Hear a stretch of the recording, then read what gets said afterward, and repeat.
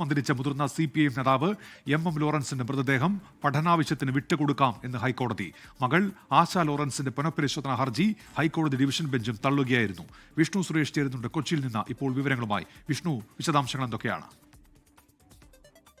Umesh, MM Lawrence മരിച്ച് ഒരു വർഷം പിന്നിടുന്നപ്പോഴും അതുമായി ബന്ധപ്പെട്ടുള്ള തർക്കം അവസാനിച്ചിട്ടില്ല. മൃതദേഹം മതാചാരപ്രകാരം സംസ്കരിക്കാനുള്ള അവകാശം തനിക്കുണ്ട് എന്ന് ചൂണ്ടിക്കാണിച്ചാണ് ആശ ലോറൻസ് വീണ്ടും പുനഃപരിശോധനാ ഹർജിയുമായി ഹൈക്കോടതിയിലെത്തിയത്. ആദ്യം ഹൈക്കോടതിയിൽ നൽകിയ ഹർജി പിന്നീട് ഹൈക്കോടതി തീർപ്പാക്കിയിരുന്നു. അത് ചോദ്യം ചെയ്ത് സുപ്രീം കോടതി പോയി. സുപ്രീം കോടതി ഇന്ന് തിരിച്ചടിയേറ്റു. പിന്നീടാണ് പുനഃപരിശോധനാ ഹർജിയുമായി വീണ്ടും ഹൈക്കോടതിയെ സമീപിച്ചത്. ഇപ്പോൾ ചീഫ് ജസ്റ്റിസ് അധ്യക്ഷനായ ബെഞ്ചാണ് ആശ ലോറൻസിന്റെ ഹർജി തള്ളിയിരിക്കുന്നത്.